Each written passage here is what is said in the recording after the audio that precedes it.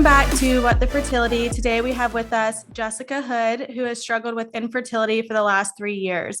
Not only did she face a PCOS diagnosis, but they quickly identified that they were going to struggle with male factor infertility due to testicular varicocele. Welcome, Jessica. Thanks for being with us today. Clearly, I can't pronounce that. So hopefully you can share a little bit into what that diagnosis looks like and what it meant for you guys on your journey. Yes, thank you so much for having me.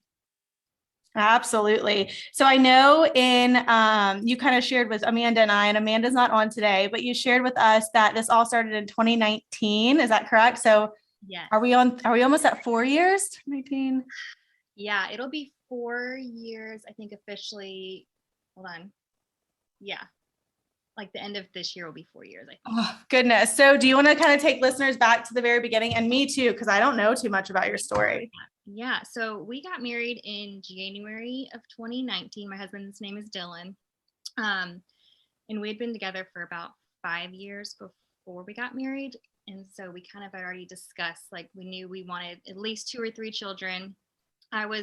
He was 20, he had just turned 28 when we got married, and I was almost 27. So it was like, we kind of knew we weren't going to wait too long, maybe like wait a year or something, but we knew it wouldn't be long before we started our family. So that was January. So then in May, I had the Nexplanon birth control. And I loved it, by the way. I heard you guys talking about it recently, and you said you never had it. So I loved it. I've heard that's in your arm, right? Where they kind of just insert it under your skin. Yeah, and it lasts 3 years, which is like, for me, that's perfect. Like, that's you never nice. think about anything. I loved it. Looking back, maybe I shouldn't have loved it, but like, I loved having, like, I never had a period, which was not a good thing, but I loved it. Is that normal with the Nexplanon? I don't really know. I don't know what's normal and what was just me at this point. So yeah. It's hard to say. But so that was going to expire in May for me. So I was like, I'm not going to get a new one because it's not going to be 3 more years before we start trying to have children. So I went ahead and got it removed in May of 2019. And up until that point, like I said, I didn't really have like a normal menstrual cycle, which I thought was awesome. Like, going through college, I was like, this is the best. Like, yeah, we were having a period. It was so cool. But after I had it removed, I feel like for maybe 3 or 4 months, I had like a period pretty regularly. Like, they were probably pretty long cycles, but I wasn't tracking anything. I didn't really care. Like, at that point, you were probably also like, okay, this is my body getting used to 3 years of nothing. Yeah, because I was on birth control for like 10 years, like consistently, like never. Like the average 20, 30-year-old nowadays. Yes, exactly. Yeah. And so I think I wrote some notes because there's so much. It was November of 2019. I like hadn't had a period for probably a couple, I think it was just like, it was a really long cycle. So I think it had been like 45 days or something. And I was like, naively like, oh my gosh, I'm totally pregnant. Like, this is crazy. Like, we weren't trying, but we weren't like not trying. So I was like, wow, that was awesome. So I called my doctor. Like, first of all, I took a pregnancy test, negative. I took it for probably like, who knows, like a week. Like, I was so naive at this point, knowing how much I know it now to what I thought I knew then. I'm like, girl, that's how I was. I look back and I think the first month we started trying, I literally took a pregnancy test, like, I think like the day before my period. Wait, no, it was like the day after my period ended. Like, I had no idea. Right. Exactly. Like, you just think this just happens. And then anyway, So I called my doctor, and like, I still remember this conversation, this sweet woman on the phone. I was like, yeah, I need to like make an appointment to confirm pregnancy. And she was like, did you have a positive test? And I said, no. No, I'm definitely pregnant. Yeah, but like, I definitely am. And she was like, okay, let's call it like, just, what did she say? Menstrual cycle, something or other. I don't know. But anyway, so we made the appointment, and I go in, and I have the sweetest OBGYN. I love her so much.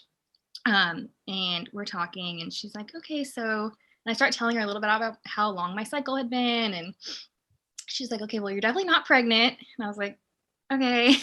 Did they do an ultrasound at that point, or she was just like, you're not pregnant? Like a urine test. Yeah. And then she was like, but let's draw some labs and just kind of figure out what's going on with your cycle. So that was in November. And let's see. Oh, and she did give me some Provera at that appointment to kind of kickstart my cycle and figure out what the heck was going on. And so people not listening, that pretty much just like induces a menstrual period, right? Yes. And I am very familiar with that at this point. I was going to say, I bet now you're like, yeah. so now you probably know exactly what it is. Yeah. So I took Provera, started my cycle, and then I think I either went back in for my lab results or she called me. But at this point I had heard of PCOS, but I was like, there's no way I have it. Like, cause I'm reading like the symptoms and it's like, just like none of it just felt like me. And so I was like, I probably don't have that. Like, it's probably just, something else. And then I'm looking at my test results. And I remember I was at work one day and I pulled them up and I knew that one of like the main signs of it was like elevated testosterone. And so I look at my lab results and sure enough, like my testosterone it wasn't super high, but it was like higher than average, higher than normal. So I was like, like, I guess I have this. Like before you like start self-diagnosing. I know. I just like that brought back so much PTSD for me when you said you looked him up at work, because then you're just like spiral, Google, what do I have? Yes, it was bad. But I did notice between coming off of my birth control in May and then November, I had gained like 15 pounds. And so that was kind of another thing that like clicked, like, okay, this is probably what's happening. So December I went in, and she didn't specifically diagnose me then, because I think they want to mark off like at least 3, because there's so many factors for PCOS. I think they say you have to have at least 3 of them to be considered like technically diagnosed. Yeah, we had a nurse practitioner on that works at a RE clinic, and she said the same thing. She said they mark off 3, and I think 1 is it normally like through ultrasound, like maybe counting follicles. Yes, so that was what I did next. So December, so we had testosterone was for sure. I had like a little bit of like facial hair, but like, and I still do, but I was like, it didn't seem abnormal to me. I had chin hair every now and then, and then so I went in December and had my very first, which I have so many under my belt now, transvaginal ultrasound. And I actually work in radiology. I'm an X-ray tech, so I've seen ultrasounds before. And I also, of course, by this point, have done so much research on PCOS. And so the first thing I saw, like when they pulled up on the screen, was just like my ovaries were just covered in like a gumball machine or something, just tons. Yeah, that's exactly what it looked like. And I was like, all right, I guess this is it. So she finally officially diagnosed me with PCOS in December. But we kind of made a plan that I was going to try to get clean up my diet, start to exercise. I knew I wanted to lose like some weight and try to just like naturally get myself, because I knew I knew that was. Yeah, because I think like before I even got married and tried to get pregnant, like friends would come to me and say, oh, I have PCOS, it's going to be hard for us to get pregnant. And I didn't, me being naive, I didn't know at the time, but now that I know, it is something that you could try to naturally control, or it's not something where you just have to go to IVF with. Right, exactly. And so that was kind of my plan. I was like, I want to try to control this with my diet, my exercise. And so immediately I ordered like 4 books, started listening to podcasts. Like I still listen to them.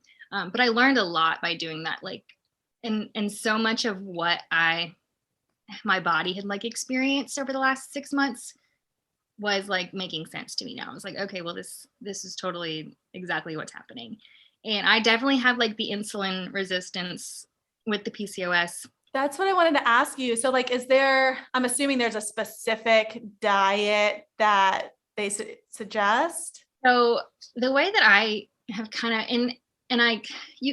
depending on who you ask, people will say you need to be gluten and dairy free, or some people will say you don't need to be gluten and dairy free, and some people say you need to not eat carbs, and some people say you can eat carbs. Or definitely the biggest no is like your sugar. Like you just have to control. It's because they call it like the diabetes of the ovaries. So you kind of think of it as like if you were diabetic, what diet makes sense so that your sugar aren't out of control. Sure. And I know it's so person specific too. Exactly. Like with anything, even without PCOS. Yeah. Because some people have PCOS and they don't have the insulin resistance.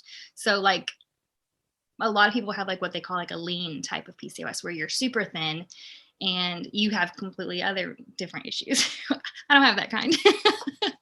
I have where I know, so unfortunately, diabetes is genetic in my family.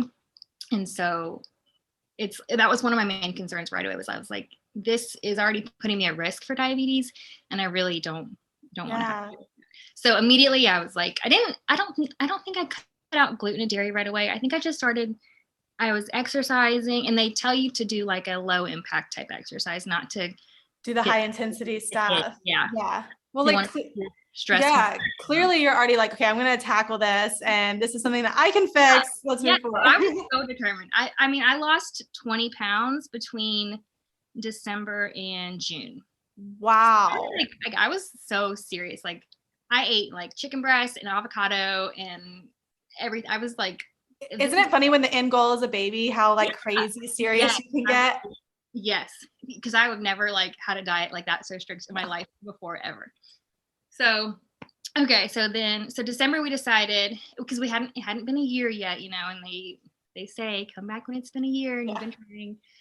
And, so I decided with my OBGYN, we would kind of wait till the summer, give it 6 more months, see if I can get myself back in check, get my body back where it may potentially be able to carry a pregnancy. Because at this point, we're thinking that was just our only issue, PCOS. But again, we hadn't really started trying up until that point either. So it was like, let me just get myself where I need to be, and then we'll really start. And you feel like you have this, you identified a problem, and you're like, hey, give me like 6 months to fix it. If it doesn't work, because the average couple, like you said, it can take 6 months to 12 months to conceive. Exactly. So that was December. So then June, like I said, I kicked my own butt. Like I was like very healthy, like the healthiest I'd been in a long time. I think I started tracking like my ovulation in February. And of course, became psychotic about it. Did you do like that? One thing I never got into was the temperature checks before I got up. You did. Yes. A lot of people do. Yes. I'm telling you, I did that up until we started IVF. And so it was like 2 years I did that. Wow. And it was the craziest thing. Like, you're supposed to do it like right when you wake up. You can't even like get up. Yeah. Before I did that. Yeah. So I tracked that, which honestly, I think when it comes to PCOS, for me, I think that's more accurate, because they say that the OPKs, like they don't necessarily work. I've had such a hard time with those too, because like they get dark and then you're like, okay, I'm ovulating, and then the next day it's like a little bit darker, and you're like, I don't know. It's enough to make you crazy. Yeah. And then you're like telling your husband, hey, like, yeah, we've done that so many times, and then like 2 days later I'm like, no, I'm actually ovulating now. He's like, are you tricking me? Like, what's going on? I know. So I did a combination of the OPKs and the basal body temperature, which I learned a lot through to the body temperature, because you can tell like when your progesterone rises, like because your temperature, mine would go from like 98.2 was like average, and then after I've ovulated it would go to like 99, like first thing in the morning. Interesting. Which is like the smallest amount, but like when you track it for so long, like it really stays pretty consistent. And then this is kind of off topic, so I'm just curious selfishly, so then if it stays high, does that mean you are pregnant? Yeah, so it'll stay high for which it really tricks your brain, because again, you feel psychotic, but so it stays high until you either get your period, and you'll know because it'll drop like 1 degree like the day before. Okay. Yeah. So I always knew, like, crap, like about to get my period. Or it's supposed to stay high if you're pregnant. So that doesn't help when you have like an irregular cycle. Yeah. Like, my temperature's been high for 7, 8, 9 days. Definitely pregnant, and then surprised the next day you're not. Yeah. But I learned a lot through tracking my temperature. But at the time, like, it seemed like I was ovulating every month. So I didn't think that was an issue. And I think that my diet and exercise helped a lot with that, because I don't know before if I was like, I wasn't tracking any of that. So went back to the doctor in June. She was super impressed by how much I had already done. And even though I told her that it seemed like I was ovulating, she still wanted to start me on letrozole, which is kind of like the Clomid, but like they say this letrozole is better if you have PCOS. Okay. they just suggest it. I can't, she described it. I just can't remember. But so I did medicated cycles just with letrozole for 3 months. And again, like it seemed like I was ovulating every month. And letrozole, is that a pill or an injection? It's a pill. Pill. Okay. So you take, let me see if I can remember. You take it on day like 3 through 7 of your cycle. I'm pretty sure. I can't remember exactly, but then you go in on like day 21 and they'll do blood work to see if you ovulated. Okay. And I'm pretty sure the first time I did it, they started me on the lowest dose and I didn't ovulate, and then they increased it to like 0.5, and then I was ovulating on that dose. So we did that for 3 months, and then at the same appointment, we decided we needed to order a semen analysis. And my husband was super excited about that. Did you listen to our last episode? I did, yes. We went all into that. Yes, I know. And it's so funny because, I mean, as far as, I mean, he's probably done like 12 of them at this point, but, or given a sample 3 times at this point. But for the first one, it was like, for me, I'm thinking this is just protocol, like standard procedure. Nothing's going to happen, but like we have to rule everything out. And it's the one thing that generally they have to do. Yes, exactly. And so he wasn't super excited, but he went in and he did it, and we got our results. And again, they just populate on like the online chart. So my doctor was on vacation that week, but she was so sweet. Like I sent her a message saying like, we're looking at this, but we don't really know what any of this means. Yeah.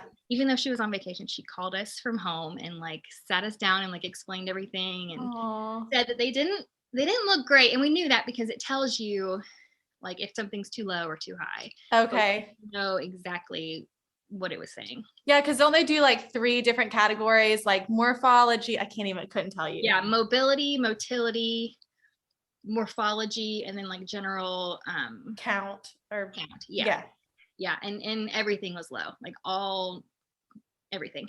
So we were a little bit shocked, but like not like didn't know what it meant yet. So she said, let's do another one just to make sure this isn't a fluke. Your husband was like, please no. He was like, great. So he went in again a couple weeks later and did another one, and it came back generally the same, like nothing really had changed. And so at this point I'm thinking, okay, it's fine. Like I don't know what this means, but we'll figure it out. But I think for him, he was like overwhelmed with like guilt. Sure. Up until this point, we're thinking like I'm the issue, like, and women can crossed our mind. I'm going to generalize that, but I feel like women can handle that a little bit better than like when the male feels like it's their fault. Yes, 100%. So we're kind of just like shocked and also wondering like how and like why, but like. Did your husband, and you don't have to answer this, but like, did he have the desire for a child as much as you did at this point? At this point, no. Like you're in your 20s, like. Yeah, I mean, of course, like if it happened, he would have been excited, but he wasn't putting as much like energy towards it. I asked because mine wasn't either, and he's 6 years older than me. So he was like mid 30s and I was y'all's age, like 28, 29. Yeah. He's like, if it happens, it happens. Like, of course I want to be a dad, but things will work out. Yes. And I'm like, no, we're going to have to make them work out. Right. Exactly. Yeah. Well, and my husband's very like financially driven. And so he's always said he didn't want to start a family like until he felt financially stable. And like, we are, but it's never like good enough for him. So at this, and then you're like spending the money to start the family, and it just doesn't make sense in their mind. Yes. And also at this point, like for the most part, I was keeping up until, especially like after my PCOS, I kept most of that like to myself. I wasn't really sharing it with like family. We weren't really telling anyone that we had been trying. Yeah. And so I think I went through a whole mental thing where like, I felt like I felt alone because I wasn't sharing it with anybody, and nobody knew like what we were dealing with at home. Yeah. Especially after this new diagnosis, like we told my husband's parents pretty much right away, and they were also shocked, like to hear that we were dealing with male infertility too. And I remember my mother-in-law specifically, she was like, she almost had like a light bulb moment. She was like, wait, so like your thing and then now his thing. And I Yeah. was like, yes, like this is not a great situation to be in. And it was super stressful. Like I didn't know where we were going to go with Just it. on a marriage, I think even the strongest of marriages, and there's Yeah. just always that doubt from the other partner of like, even when it's the female, they're like, are you upset with me? And I understand that. Yeah. It was rough. And we had one specific night, and I can't remember if it was right after I think it was the same day or a couple days later after we found out after the second semen analysis, where like we both just like kind of broke down because it was like reality that this was going to take a lot of work now. Mhm. And it wasn't going to be like, I don't want to say it wasn't going to be like a fun journey, but like it was going to be a lot of work. And so we Yeah. were just like both like, and this was the first time I saw him really kind of emotionally react to the thought that like we may not have the family that we want. Yeah. And so it was like that was a breaking point, but also like like the turnaround for our marriage, because it was like up until this point I felt like I was doing it alone. And Mhm. like he was there of course, but like inside my head, like he didn't know what was. Yeah, because he wasn't actively getting the results, I mean, you lost 20 Yeah. pounds. Like that's a every minute change in your Yeah. life. And it's like you're thinking about being pregnant all day every day. And it's like it's so mentally draining. So up at that point, and I can't remember exactly when that was, but we both like, I remember specifically like, we're like crying on the bathroom floor, just like holding each other. Like it was Yeah. but that moment like kind of strengthened our marriage. And like up until that point, we hadn't really kind of had that like, okay, we're going to do this. We have to do it together, basically. Mhm. So that was, when was that? That was June. Okay. So what happened between June and November? June 2020. So that was fun. June 2020. Yes. The fun and COVID, of course, Yeah. had already been started. So maybe that was it. So I think my doctor had said, let's get you set up with an RE. She kind of knew at this point that we would need some extra help. So I think the first available appointment was November. I think that's why there was a little bit of a break there. So we had a virtual consultation with the reproductive endocrinologist here in Charlotte. And I love him. He's awesome. And he kind of immediately like looked at our diagnoses and was like, okay, so basically IVF is your option at this point. And I had sort of already thought and known that, but just hearing him say like, you have PCOS and you have male factor infertility.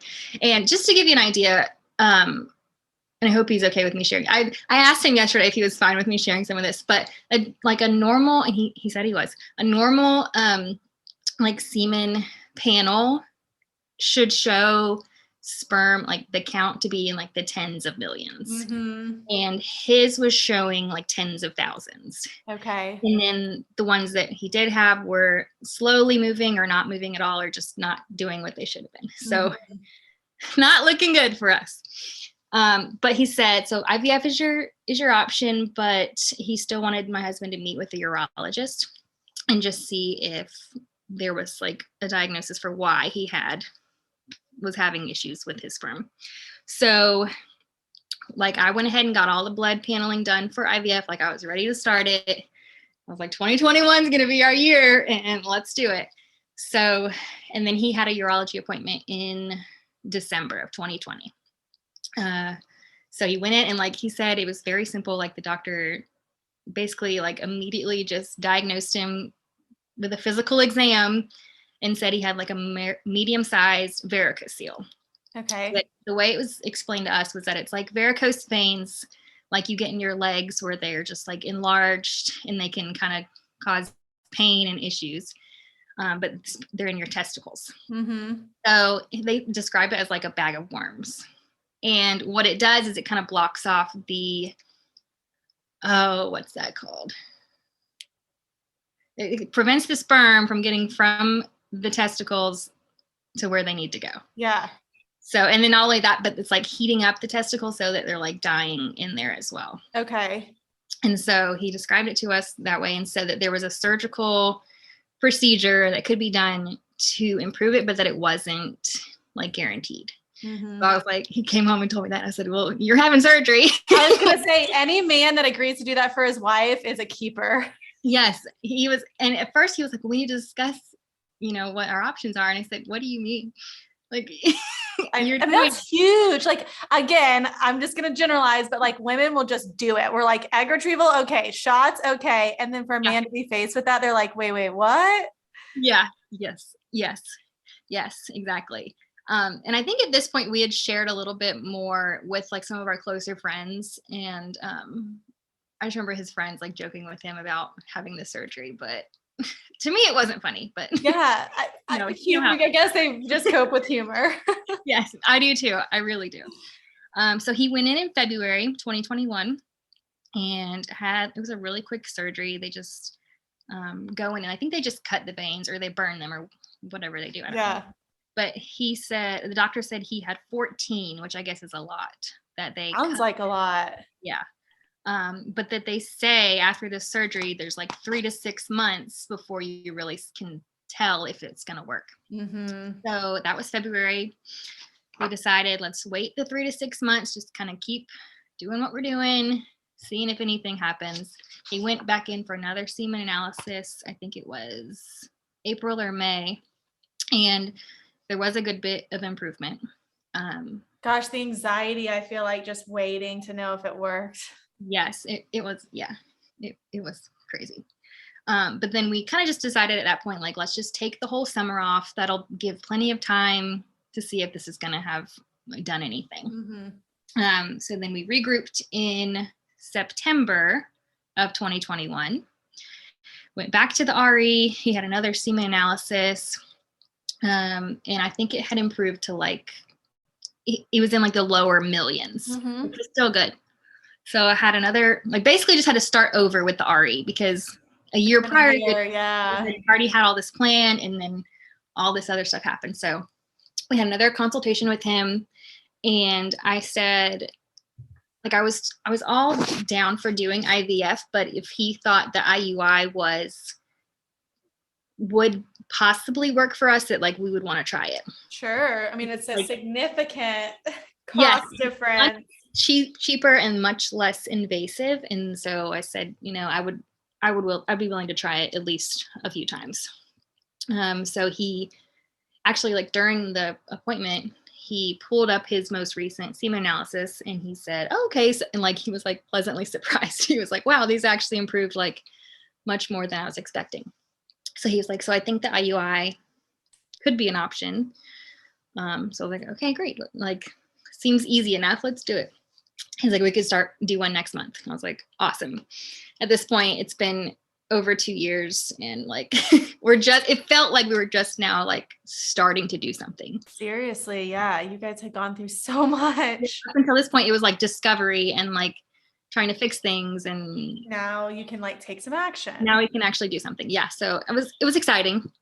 Meanwhile, we've got like 3-4 groups of friends who have like basically built their whole families up at this point. So that doesn't help. But so September was when we had the consultation. October was our first IUI, just with letrozole and then a trigger shot.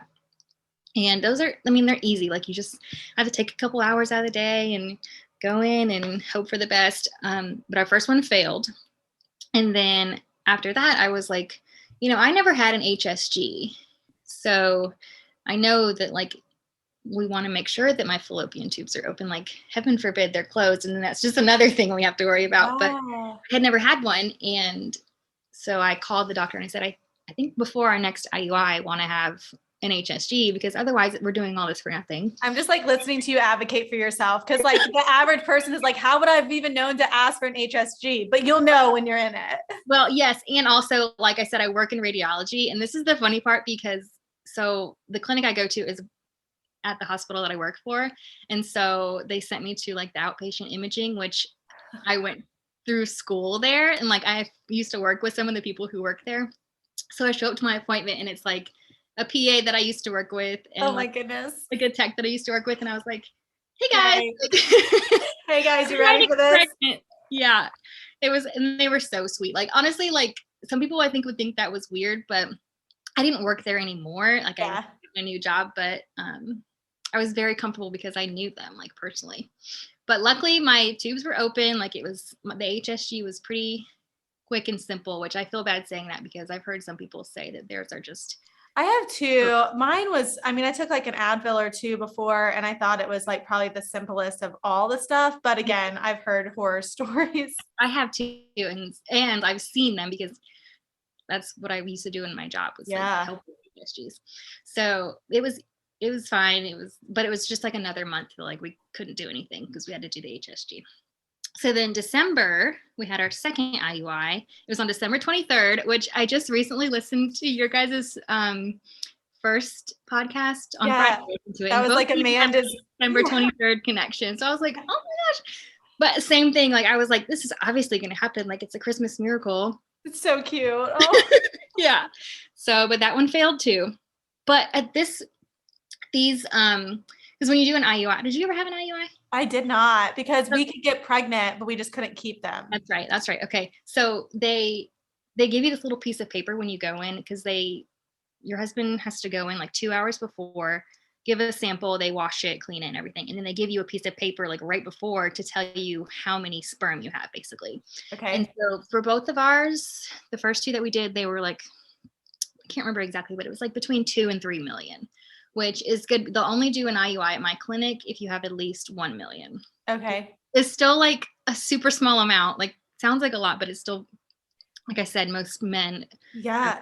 My husband, gosh, my husband's 37 right now. So let's take it back 2 years. I mean, he was older, and his came back in like the 200s of millions. I was like, yeah. God, and I was like, great, but no, I hate you. That's crazy. Yeah. That's insane. I had no idea that it was that much per sample. Yeah. Yeah. I know that is insane to think about. Yeah. But so we had for the first two IUIs, we had between 2 and 3 million, which was good because it was more than we'd ever had before, but still on the low end. So, and I specifically knew going in, like our chances were low, but we still wanted to try it. They're like, no harm in trying it. So the second one failed. And then I was like, okay, we're going to do one more in January. And then like, we're moving on. Like, I know this is easy and like cheap, but I can't just do this for so many months, like without any improvement in our because it's still making the appointments and like scheduling out stuff. I mean, and it's quote unquote cheaper than IVF, but it's by no means cheap. I mean, that's like a vacation a month. Right, exactly. And then you have to go in, I can't remember exactly how many like monitoring appointments. I want to say you had to go in at least twice before because they want to make sure you actually have a follicle growing. So you have to go in like a couple times before your IUI to make sure. Anyway, so then our third one was January and I was on my way. My husband had already gone, given his sample. He was at the hospital waiting for me. I had just left work. I was on my way and they call you if they're going to cancel it. So I was literally on the interstate, like thinking, okay, they haven't called me yet. So it must be good. And and you just had 2 normal ones. Yes, exactly. So they called and said, unfortunately, like we're going to have to cancel. And you had already done the trigger. Had you done the trigger shot? Yeah. Because they call you like immediately before. My appointment was at like 1:00 and they called me at like 12:30. So I pulled over. Luckily I hadn't gotten too far up the interstate, but I pulled over and just like started crying. I was in like a church parking lot and I was just crying and I called my husband and I was like, you can come home. Like, and he was so confused. He was like, what?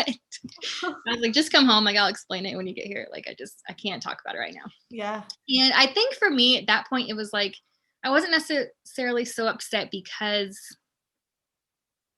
I don't really know. I think it was just like, we weren't given the opportunity to try. The first 2 IUIs, like failing, that was hard. But this time it was like, we didn't even get to the point where we could try. Do you still have to pay for it? So we didn't have to pay for the procedure. I think we had to pay for like the monitoring appointments and probably like the sperm wash. Yeah. I don't really remember exactly. Luckily, I have amazing fertility insurance. That's rare. So yeah, I know it really is. And so we've been very lucky in that aspect. But yeah, so they just basically say it's canceled. Sorry. And like, that's kind of it.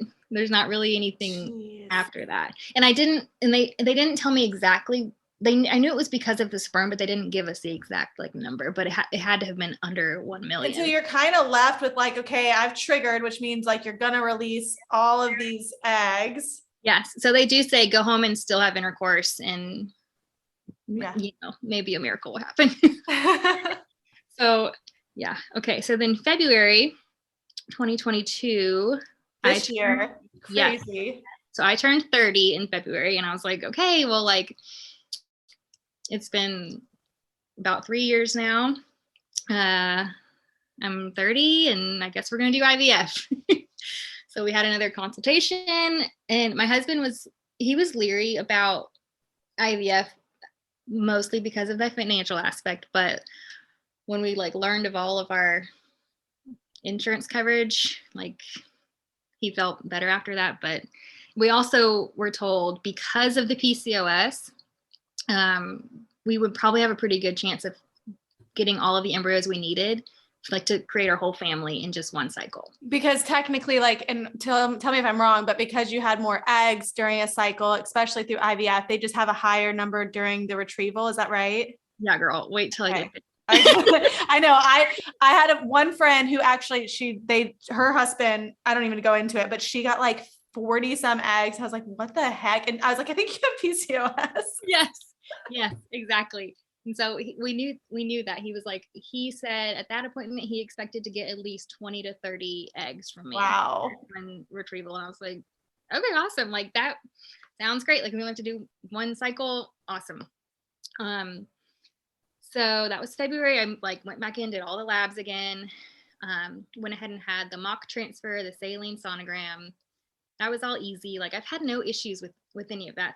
Thank goodness. And then March was when I started all the medications, like 2 to 3 injections a day. And then I got like super bloated, and I was just like so miserable. But I think I only stemmed for like 10, I think it was about 10 days. So it wasn't bad. And it's because like he knew that I was going to have no issue. Yeah. Getting follicles. He also apparently had me on like a pretty low dose protocol, which I was kind of shocked by. Well, so I met with the pharmacist, and I had like 12 boxes of things, and she was like, oh, this is really like a really low protocol, like very small. And I said, huh? Like, isn't that so overwhelming when you get all of this stuff? You're like, oh my gosh. Yeah, I come home with like a whole box of medicine. I got like a needle disposal bucket or whatever. I remember I had to order like 5 extra because my protocol was intense, but. Was it? Yeah. So I'm very lucky, I guess, in that aspect. But she said, yeah, yours is not bad at all. And I was like, what? She said, oh, trust me, like, I've seen some people come home with like 40 boxes of medication. Gosh. I mean, anytime you have to give yourself even just 1 shot a day, that's really hard. Yeah. I know ours was like, we were up to 6 a day. Like, they put us on, I know, it didn't work, but anyways. Yeah, it's rough. And I think I had gone into the IVF like planning that my husband would give me the injections, but it turned out that I just gave them to myself. I was like, that's like, funny. They're all in your stomach, and like, it was easy, and they're tiny little needles. Yeah. I mean, if you hate needles, any needle is bad, but for me, I didn't have an issue with it, and that's good. Then you don't have to coordinate your schedules, and like, you're just doing it. Yeah, because a lot of times I would be up and out of the house before he'd even get up, so I would just like do it on the way out the door. Sure. And then of course, with all the stim medications is when you go into the doctor's office. Like, I feel like I was there every other day. That's what I was gonna say, and I haven't done it in like a year, but I'm like, I feel like I was there every other day. Yes, I was there every other day, and unfortunately, so I used to work at the building where my doctor's office is, which would have been super convenient. But in February, right when we started, February 2021, I moved to Concord. So now I'm like 25 minutes from Charlotte. So I have to drive to Charlotte and then 25 minutes back towards like, so it was a little bit more inconvenient than it would have been, but it was fine. I just make really early appointments, and I'm still able to get to work on time. But so yeah, I was there every other. I mean, the week of my retrieval, I was there 3 days in a row. 4 days in a row. And were you ever, because I mean, they don't do it the same as IUI, but they're like, they don't tell you when your retrieval is going to be until like The 20, day. yeah, like the day before. Yeah. Were you a little anxious from like what had just happened, or you felt good because you had a good amount of follicles? Yeah, I felt okay about it. I was just worried about the amount of follicles I had. So I'm doing monitoring where you have your ultrasound and your lab work, every other day. They're checking how many follicles they see growing. I think my first one, they were like, oh, there's like 25, 27. I was like, okay. And then I went back 2 days later. I was like, oh, there's like 32 or 34. That's insane. And then they're like, yeah. So then I went back, I think the following day. And I think the final count before my retrieval was like 38. And so they're nice. like, they were like, girl, are you okay? Like, do you feel okay? When you said you got bloated, yeah, I bet you did. Yeah, I was very bloated. My husband even like said after my retrieval, he was like, your stomach was like insanely large. Oh. I was like, thanks. But so day of retrieval, we went in on April 11th and had my egg retrieval. It like went no issues. 42 eggs were retrieved. Wow. That's like that's like what, the top 5%? It's got to be. I don't know. Well, I didn't mention this before, but I'm going to say this number and you're going to be like, holy crap. My AMH actually I wrote it down earlier. My AMH in December of 2020 was 8.5.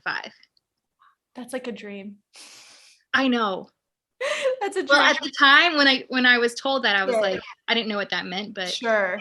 My doctor said, I tell people who have an AMH of 5 that that's high. Yeah. So, I see it's a dream coming from somebody that had it low, and like, oh, I know. And that's why I was like, when I say this, you're going to like want to kill me. Yeah. But and then I had it tested again in February of 2022 and it was still like 6.4. So that was why my protocol, he kept it like super light because he knew I was like very high risk to like overstimulate. And so like somebody in their 30s, what is like really great would be like 2.53. Is that right? Yeah. Yeah. So he was I'm like, good in that aspect. And you already knew you had PCOS. So yes, it wasn't shocking. Yes. Yeah. So 42 eggs. When I woke up and they told me that, I was like, holy crap. And then 13 were not mature. So they just threw those out. And then 29, we used ICSI because I was like, I'm not putting anything up to chance, like with the sperm anymore. Like, will you explain that to listeners? Cause that was like the biggest learning curve for me when we got to that point. We did the same thing. Yeah. So you have the option with IVF to either just retrieve your eggs and kind of put them in the same space as the sperm and hope that they find each other. Or you can go in and like they inject the sperm directly into your egg. So like it's like one sperm to one egg, right? They like say, okay, we're picking this sperm and we're going to put it in this petri dish or whatever. Yeah. Which is great when you're pretty sure that your problem is that your sperm can't find your egg. So like we can just completely make sure that the sperm finds the egg and whatever happens from there happens. So we did 29, 21 of them fertilized. So like, you're getting your calls like every other day and like numbers are staying good. I'm like, okay, like things are great. And then by day 5, we had 9 blastocysts. And then day 6, we had 3 more. So we had 12 embryos, which is amazing. Beautiful. Oh, and we got the call about that on Easter Sunday this year. So I was like, this is like, finally, this is happening. Like I felt like, yes, we had 12, like a perfect little dozen. Yeah. It just makes it feel like, I feel like it makes it feel like IVF was like, quote unquote, worth it when you get something like that. 100%. Yeah. It like I said, I feel guilty saying some parts of my story because I know that there are women who like would die for even like 2 embryos.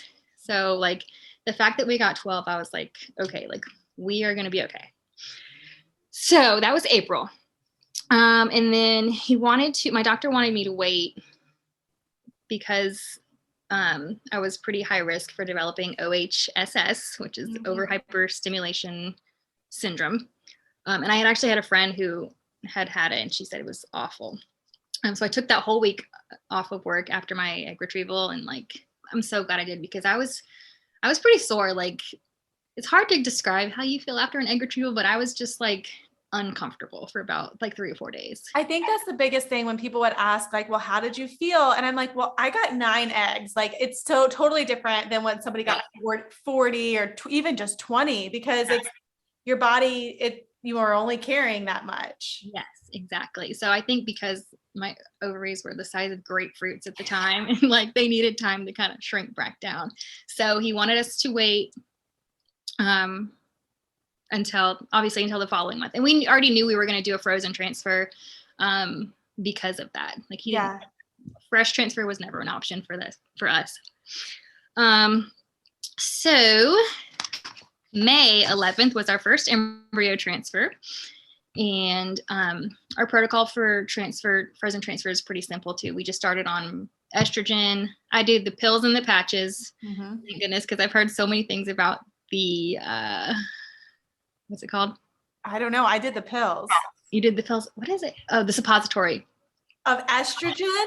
Yes. Oh. I know. I've heard so many horror stories. So I did pills and patches, and then we started progesterone shots like a few days before the transfer. Okay, so did you give yourself the progesterone shots? Or so those are the ones that I cannot do myself. Aren't they? They're interesting. I don't want to like scare anybody. But yeah, no. Well, it's more like the location that you have to do them. It's like you have to like fully twist, and you're trying to relax, but then you can't relax if you're doing it yourself. Yes. So I make my husband do those because I've heard the auto injector is good, but that just like, I feel like it's like piercing your ear. One of those things that pierces your ear. It just freaks me out. Yes. So we started on progesterone. No issues with that. We go in for our first transfer, and we were only ever given the option to transfer one. And I don't know even still to this day, like if it's my clinic's protocol or if it was just my doctor didn't feel comfortable with me. Like I still need to ask that question. Yeah, our clinic's protocol, because we had this on another podcast and I went back and looked. You have to be over 35 to transfer 2, or you have to, I looked and now I don't remember. I think it was like you have to have like either diminished ovarian. It was 3 things that I didn't qualify for. Right. But I know people do it all the time. I know. And I'm like, and I have 9 embryos. Like, why can't I put 2 in? But no, so we were only given the option to do 1, which was fine. But we get there and my doctor comes in like beforehand, and he's like, he brings us our picture, and I'm like, oh, like it's so cute. I know. But he said that we had 1 embryo, so they actually had to thaw 2 because the first one didn't survive the thaw, which is like super rare. It's super rare, and it's kind of a nightmare. Yeah. And so we're like, what? Like we were shocked by that because first of all, we thought that we would get a call if something like that happened, but they didn't call us. And they tell you like when you're on the table pretty much. Yeah. Like I was about to roll in to do it. So we were kind of like shocked by that because we wouldn't, like, why wouldn't it survive? Like, what is the reason? Because I know it's super rare that happens. But also like, okay, fine. Like we have more, so it's okay. So they thawed in a second one and it was fine, and then transferred it. So that was May 11th. Now, did you know the gender that you were transferring? Oh, that was the other thing. So my doctor suggested like no testing. Like he said we didn't need to do any genetic testing. Yes. And still to this day, I'm like, should we do genetic testing? But I don't know. Like he said with our age and with our, like, we're fairly healthy. Like he didn't think it was necessary. And you have so many, you know. Yeah.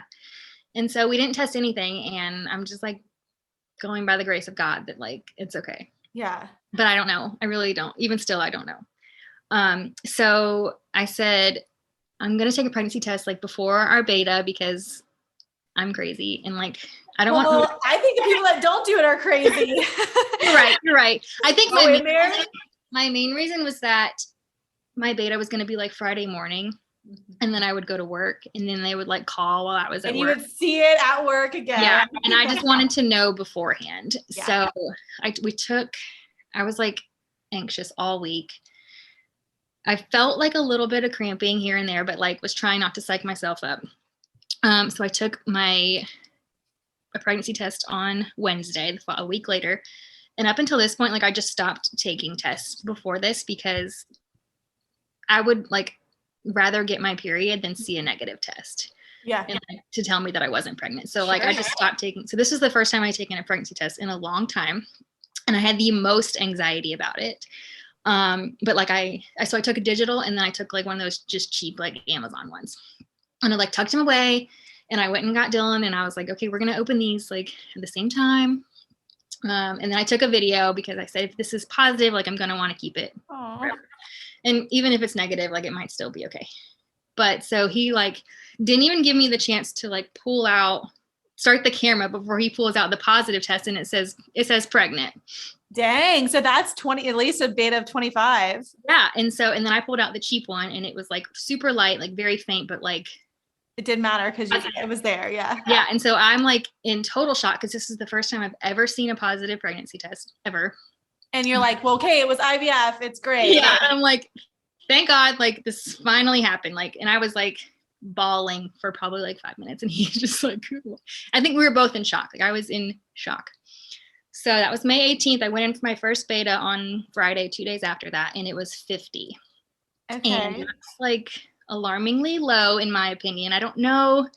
I mean, like you said, anything over 25 is positive. To me, I'm like, man, 50 for a first beta is good. And if it was 2 days apart, it had doubled. But that's like me being psycho and having had reoccurrent pregnancies. Right. So my thought, and up to this point, I had been watching like these girls on TikTok who were like having their transfers like a couple weeks before me, and they're showing their betas, and their first one was like 300. Sure. So when I saw 50, I was like, okay, like it's fine. Like this is my first time doing any of this. So like, I'm fine. It's fine. Everything's fine. But I did know that like they say they want it to be at least like 100 more. Yeah. The last one. Yeah. So I go in 2 days later, and it had risen to 90. And so I was like, still like, okay. And I had been taking tests at home, like just the cheap ones, and the line wasn't getting any darker, but like it was still positive. So it wasn't getting lighter. Yeah. It wasn't getting lighter. Yeah. So I was like, all right, we're fine. Everything's fine. So then I go in on, it must have been 3 days later because it was the weekend, and it had dropped down to 52. Oh. And I was at work.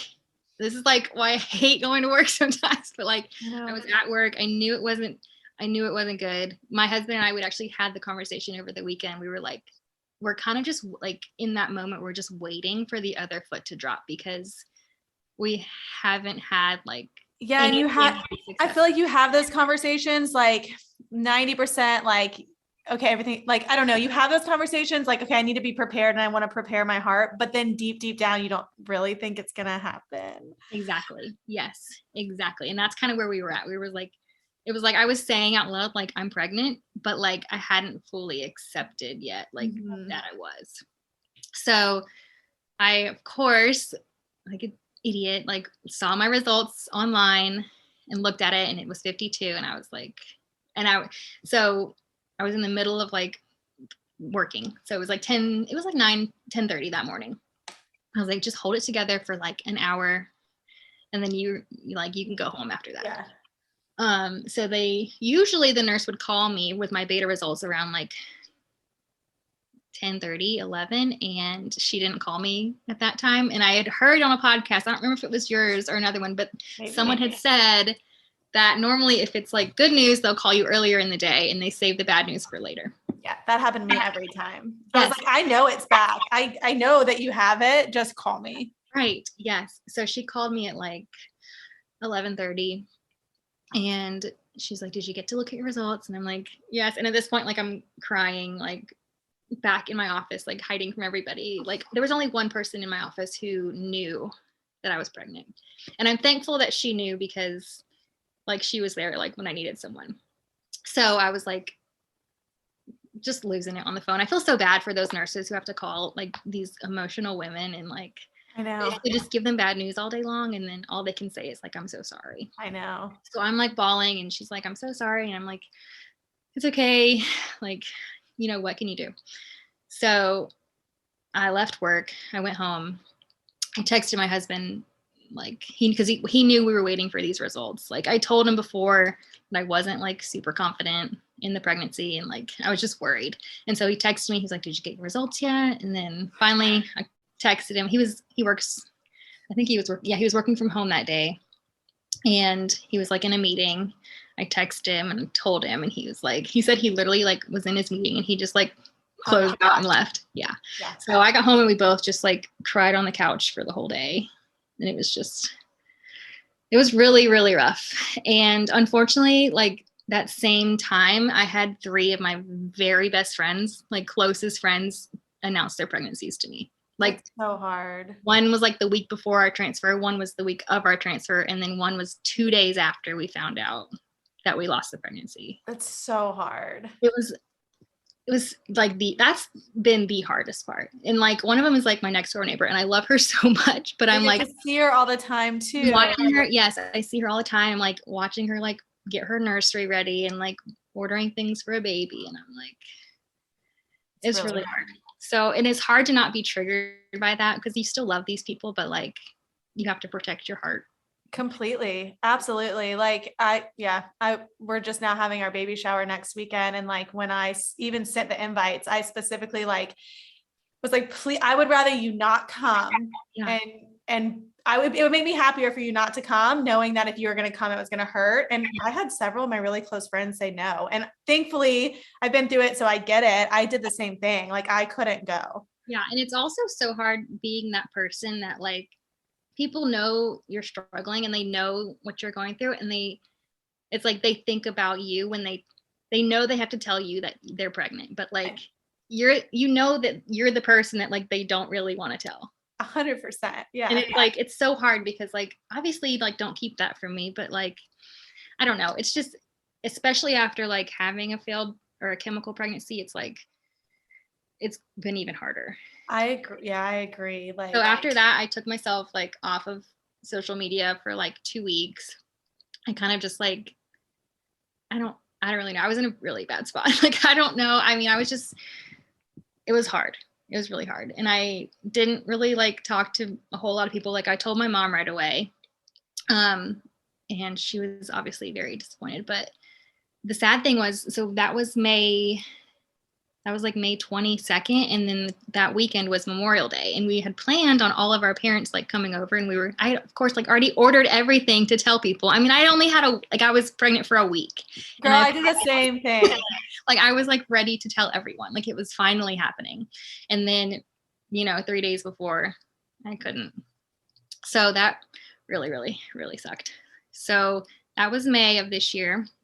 And then I regrouped, got myself together, and then June, they wanted to wait a month to do another transfer.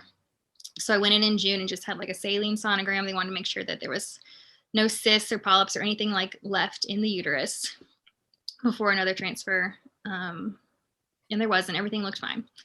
So then we started our protocol again on July 22nd, which was just last week, about a week ago. Yeah. And then we just had our second transfer on, what is today? Sunday? We just had it on Wednesday this last week. Oh my gosh. Congratulations on that. So I'm like currently in like, the dreaded 2-week, 9-day wait, whatever it actually is. But I'm feeling a lot more positive this time. Oh my goodness. Well, yeah. What a journey. I know. I'm like really, really hopeful that first pregnancy just prepped your body and said like, clearly it took it. I'm sure your physicians told you this. They're like, well, it can implant. So I'm hoping that this is it for you guys. Yeah, me too. And so you go in for like your lining check before your transfer. And this time my lining was like super thick. Oh, good. So I'm also hoping that is gonna be helpful. I've also heard, and this is just me, I'm not from a clinical perspective, but I've also really heard like after chemical pregnancies, the chance of a recurrent pregnancy is really high. I've heard that too.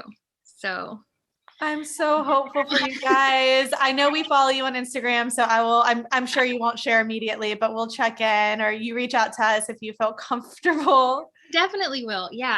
I can give an update. Hopefully a good one. Yeah. I mean, it's your time. You guys freaking deserve it. Thanks.